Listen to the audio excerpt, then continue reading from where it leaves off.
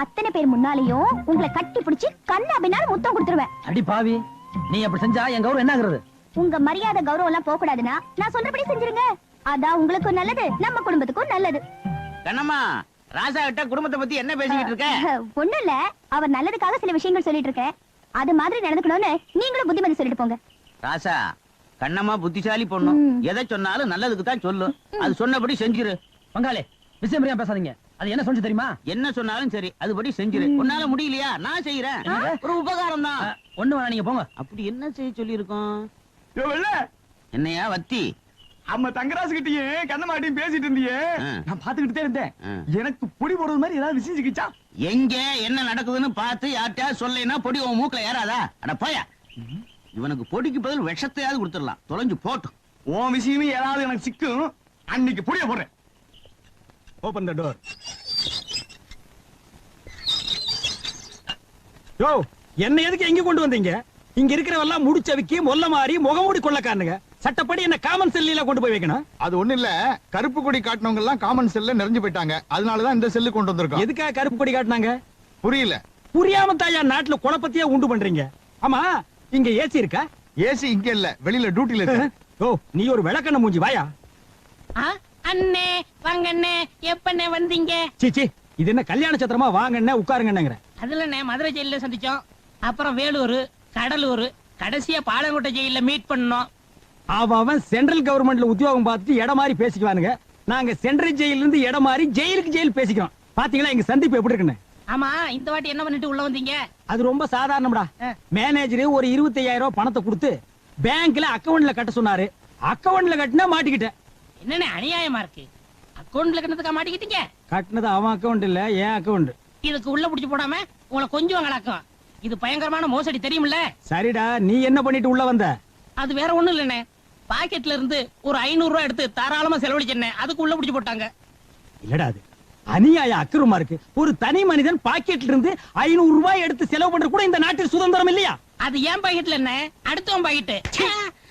நாயே நாயே, அதுக்கு பேரு பிட் பாக்கெட்னு சொல்றா. இந்த பிக்கு அசிங்கமா இருந்தது, அதான் கட் பண்ணிட்டேன். பாத்தீங்களா, இந்த கம்முனாட்டி இங்கேயே அடிக்கிறானே, இவனை வேற எங்க கொண்டு போய் வைக்க போறீங்க? இது எம்டி பாக்கெட். வாங்க தம்பி. என்ன பெருசு, நலமா இருக்கிறேன். ஆமா, உங்களுக்கு வெளியில இருக்கவே பிடிக்காதா? வெளியில மனசு இருப்பானா? அங்கங்க குத்து வெட்டு கலவரம். உங்களுக்கு பரவாயில்ல, ஜென்ம தண்டனை கைதி. அதையெல்லாம் பார்க்காம நிம்மதியா உள்ளே இருக்கிறீங்க. அது அப்படிதான் இருக்கும். இந்த பாட்டெல்லாம் பாடுவிய, அதுல ஒண்ணு எடுத்து விடு. மாங்குயிலே பூங்குயிலே தேதி ஒண்ணு கேளு, உன்ன மாலையிட தேடி வரும் நாளும் இந்த நாளு. ஆஹா, இளையராஜா பாட்டை அப்படியே பாடுறையா. இளையராஜா கூடவே இருக்க வேண்டியவன் ஐயா. விடுறீங்களா? அடிக்கடி உள்ள புடிச்சு போடுறீங்களே. கவலைப்படாத, நீ வெளியில போறப்ப இளையராஜாவுக்கு நான் ஒரு லெட்டர் கொடுக்கறேன். அதை கொண்டு போய் கொடுத்தீங்கன்னா உனக்கு நல்ல சான்ஸ் கொடுப்பாரு. ஆமா, இளையராஜாவை உனக்கு எப்படி தெரியும்? பாத்தியா பாத்தியா, சந்தேகப்படுறிய. அவர் அந்த காலத்துல இருந்தே சங்கீத வித்வான் தான் ஐயா. நான் வெளியில இருக்கப்ப அவருக்கு எனக்கு பழக்கம். ஓ அப்படியா?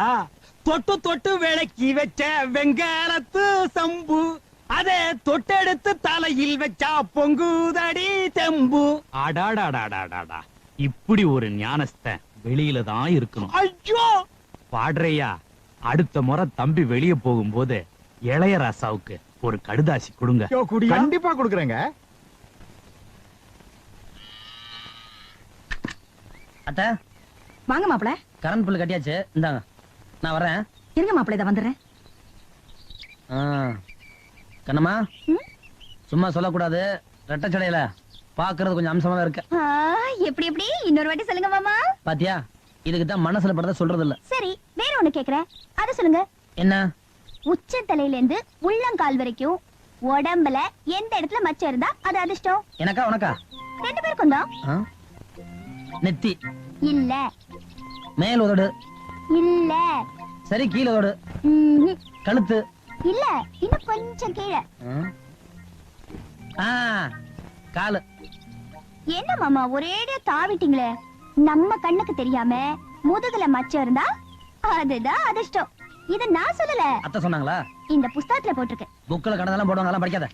இந்தாங்க மாப்பிள. எதுக்கு தேவையில்லாம்? சாதி மாம்பழம் நல்லா இருக்கும், அதான் நிறைய வாங்கினேன். இந்தாங்க, வீட்டுக்கு கொண்டுட்டு போங்க. இந்தாடி இதை கொண்டு போய் கல்யாண வீட்டுல கொடுத்துட்டு வந்துரு. என்னடி கண்ணுக்குட்டி அவுத்து விட்டுருக்கியா? இவன் ஒருத்தி. மாமா சைக்கிள்ல நான் முன்னால உட்காந்துக்கிட்டுமா? வேணாம் வேணாம், கொண்டா.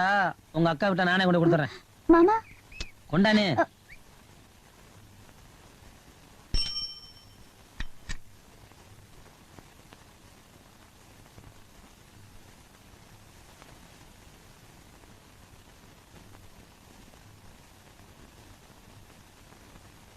அத்தை இத கொடுத்துட சொன்னாங்க.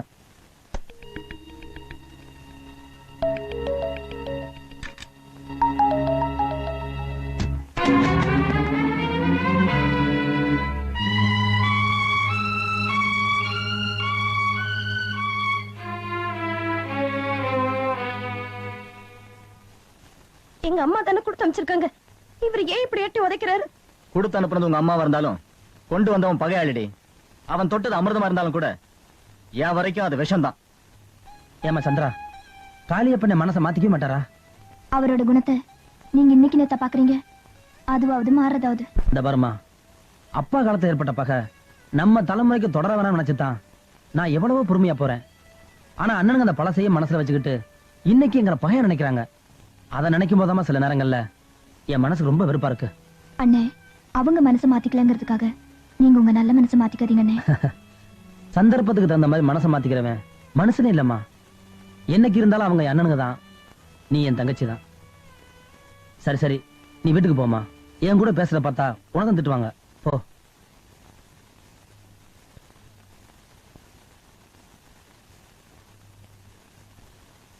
மணி சத்த நில்லுப்பேன். உன்னைத்தான் பார்த்து ஒரு முக்கியமான விஷயத்த சொல்ல வந்தேன். என்ன மச்சான்? அவன் தங்கராசு பையன் காளியப்பை வீட்டுக்கு பழகுடம் கொண்டு போனேன். அந்த காளியப்பை காலால எட்டு ஓச்சு விட்டானா? தங்கராஜு கொண்டு போன பழக்கூடிய காளியப்ப எட்டு வச்சது இது வரைக்கும் நடக்காத விஷயமா? அந்த ரெண்டு குடும்பத்துக்குள்ள பகை தான் இந்த ஊருக்கு தெரிஞ்ச விஷயமாச்சே. அதை போய் பெருசா டமார் அடிக்க வந்துட்டு போய் அங்கிட்டு வேலை. நீ வாடா.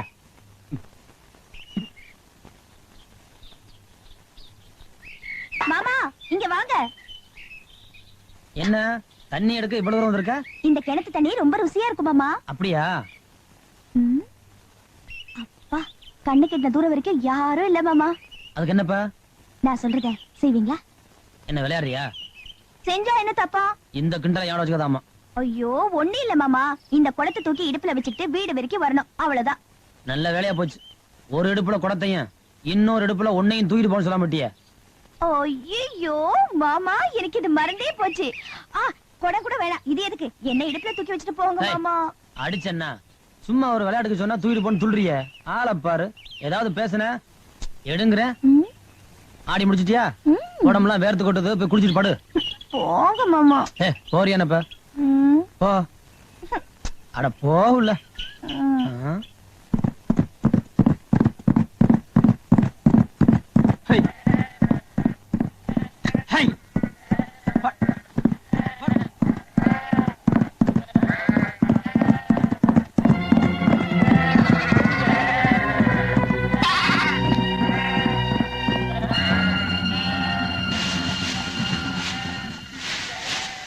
ஐயா, அநியாயமா உங்க வண்டியில அடிபட்டு ஆடு செத்து போச்சுங்க. இன்னும் 2 ஆட்டு கால் உடைஞ்சு போச்சுங்க. அது எனக்கும் தெரியும்டா. இப்ப என்னங்க செய்யறது? உன் ஆடு என் வண்டியில அடிபட்டு செத்துச்சுங்கிறதுக்கு யாரா சாட்சி? நான் இருக்கேன். ஆட்டுக்கு சொந்தக்காரன் ஆடு செத்து போச்சுன்னா இவனைத்தான் அடிப்பான். அதனால நீங்க சாகடிச்ச ஆட்டுக்கான பணத்தை இவன் கொடுத்து அனுப்பிச்சிருங்க. குடுக்கலன்னா என்ன பண்ணுவேன்? கொடுத்துட்டா உங்களை நல்ல மனுஷன் சொல்லுவேன், இல்லைன்னா திமிரு பிடிச்சன்னு சொல்லுவேன். எப்படி சொல்ல? தங்கராசு, இந்த ஊர்ல நீ கொஞ்சம் கௌரவமான குடும்பத்து பையன். அந்த கௌரவத்தை கெடுத்துக்கலாம்னு முடிவுன்னுட்டு வந்திருக்க. கொடுக்க வேண்டியதை கொடுத்து அனுப்படா.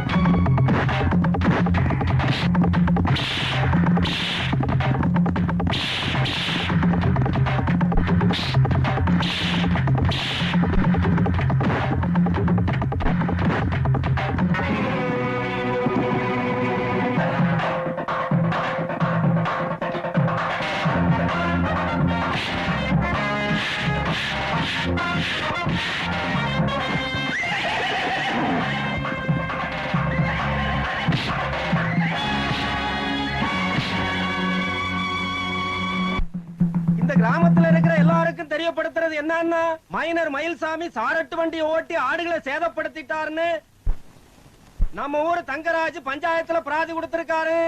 இன்னைக்கு கச்சேரி மண்டபத்துல சாயந்தரம் கூட போற பஞ்சாயத்துக்கு வீட்டுக்கு ஒருத்தர் வரணும்னு பஞ்சாயத்தார் உத்தரவு.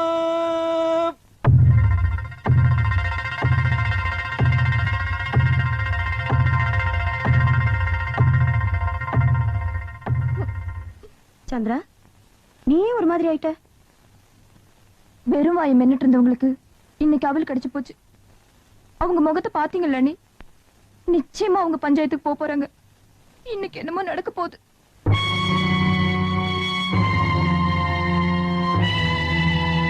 மயில்சாமி, உண்மையை சொல்லுங்க. இது பஞ்சாயத்து. நாங்கெல்லாம் இங்க வந்து உட்கார்ந்திருக்கோம். அப்புறம் எங்களுக்கு என்ன மரியாதை? அவர் தான் ஆரம்பத்திலே இல்லன்னு சொல்லிட்டாருல. திரும்ப திரும்ப அவரே கேட்டிருந்தா அப்படி பஞ்சாயத்து கழிச்சிட்டு போக வேண்டியதானே? பேசுனதே பேசிட்டு இருந்தா தூக்கம் வந்துடும் போல இருக்கு.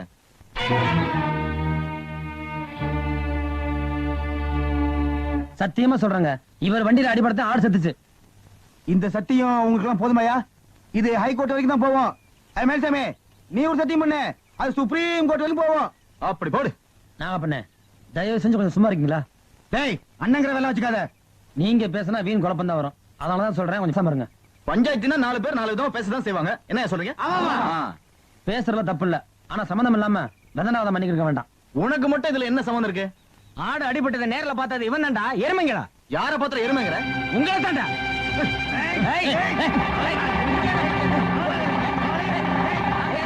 அவங்க பிரிச்சு விடுங்க.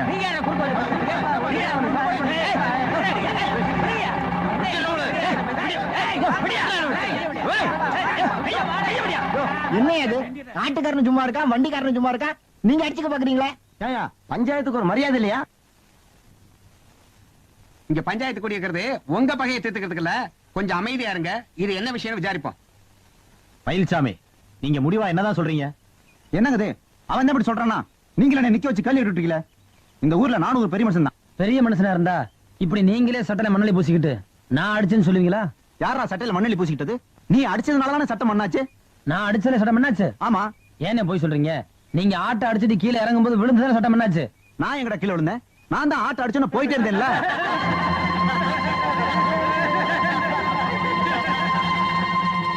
இவர் ஒத்துக்க வைக்கத்தான் நான் அப்படி பேசினேன். பாத்தீங்களா, ஒத்துக்கிட்டாரு. அபராதம் என்னன்னு சொல்லிட்டு பஞ்சாயத்தை முடிச்சு விடுங்க. என்ன பெருசு லெட்டர் எப்படி எழுதிருக்கு? பேனாவில இங்க் ஊத்தி எழுதி இருக்கு. பின்ன தண்ணி ஊத்தி எழுதுவாங்க? ஏன் எண்ணெய் ஊத்தி எழுதுறாங்க? வேண்டாங்கிறது என்ன விஷயம்னு கேட்டா? ஐயா, என்ன விஷயம் ஐயா? என்ன எப்பவும் உள்ள குடும்ப விஷயம்தான். இந்த தடவை ஒரு புது பிரச்சனை. என்ன? என் பங்காளி ஒருத்தன் சாக கிடக்கிறான். ஏகப்பட்ட சொத்து. ஒரே ஒரு ஊம பேரன், பேரு சுப்பிரமணி. 7 வயசுல காணாம போனவன். 30 வருஷம் ஆச்சு, இன்னமும் கிடைக்கல. 1.5 கழுத வயசாச்சு, அவிஞ்சு போயிருப்பான். இனிமே கிடைக்க போறானாக்கு. ஏங்க, உங்க பங்காளி சொத்து எவ்வளவு தேரும்? என்ன இப்போதைக்கு 50-60 லட்சம் ரூபாய் தேரும். எல்லாம் அநாத சொத்தா போக போகுது. நான் பக்கத்துல இருந்தாலாவது நம்ம 3 சாமி கோயிலுக்கு எழுதி வைக்க சொல்லுவேன். ஐயா, எனக்கு எழுதி வைக்க கூடாதா? நீ என்ன 3 சாமியா? ஏண்டா கீரி புள்ள தலையா? உன் எச்சிக்கல புத்தி போகுதா? நாயே நாயே, பெருசு எவ்வளவு தன்மையா பேசுறாரு. பெருசு மேல படிங்க. மேல படிச்சுட்டேன். அப்ப கீழே படிங்க. இந்தாப்பா சுப்பையா, அழகு சுந்தரம், வாங்க கார்டன் வார்டன். இன்னைக்கு உங்க 2 பேருக்கும் விடுதலை. விடுதலை, விடுதலை, விடுதலை, விடுதலை. சுப்பையா, இளையராஜாவுக்கு லெட்டர் தரேன்னு சொன்னேன்ல, இந்தா.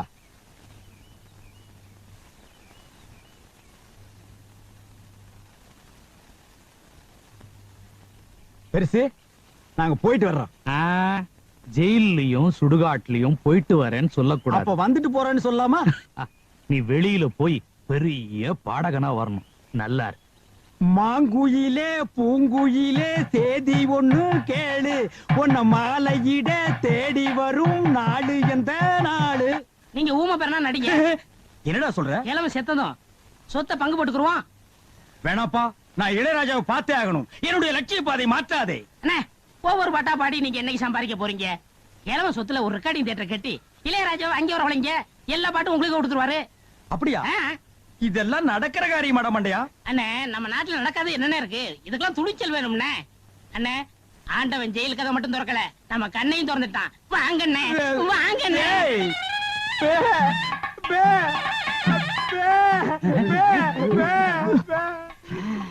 பேரன் வந்துட்டான். பெரியசாமி என்ன உங்க பேரன் வந்துட்டான். டேய் சுப்பிரமணி, ஊமை பயல வந்துட்டியாடா? 30 வருஷமா எங்கடா போயிருந்த? ஜென்ம தண்டனை கைதுன்னா கூட 14 வருஷத்துல வந்திருப்பானே. என்ன கிழவ ஜென்ம தண்டனைங்கிறான்? நம்ம ஜெயில இருந்ததை தெரிஞ்சுக்கிட்டானா? 30 வருஷமா காணாம போனா என்ன, வந்துட்டான்ல. 2 தடவை ஜென்ம தண்டனை அடைஞ்ச கைதின்னு நினைச்சுக்காங்க. என்னையா சொல்றான் உன் பையன்? ஏயா வந்தது வராதமா ஜெயிலு கீழுன்ட்டு. ஊமைய சொல்றது வாஸ்தவம் தானே. வந்த பேரனை தாத்தா விட்டு கட்டி கட்டி புடிச்சு என்னையா இவன் சொல்றான்? எங்களுக்கு ஒண்ணுமே புரியல. இவர் கட்டி கிட்டி புடிச்சுன்னு சொன்னாரே, அதுல புடிச்சுங்கிற வார்த்தை மட்டும் ஓம் எனக்கு ஆகாது. நான் தாத்தாவை தானே கட்டி பிடிக்க சொன்னேன். போலீஸ் விட்டா பிடிக்க சொன்னேன். ஏயா அவசரம் முடிச்ச மாதிரியா போலீஸ் கிழிச்சுட்டு? நான் சீக்கா படுத்திருக்கேன்னு உனக்கு எப்படிடா தெரியும்?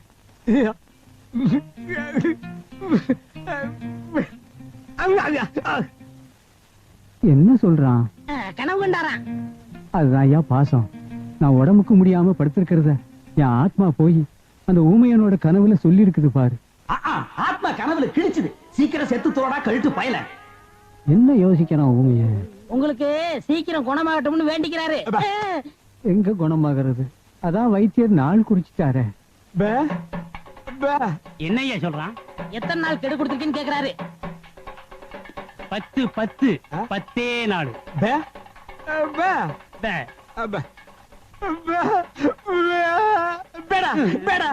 என்னையா சொல்றான்? அதுதான் தாத்தாவுக்கு பேர நான் வந்துட்டேனே, நீங்க எல்லாம் எதுக்குன்னு உங்களை எல்லாம் போய் சொல்றாரு. பெரியசாமி,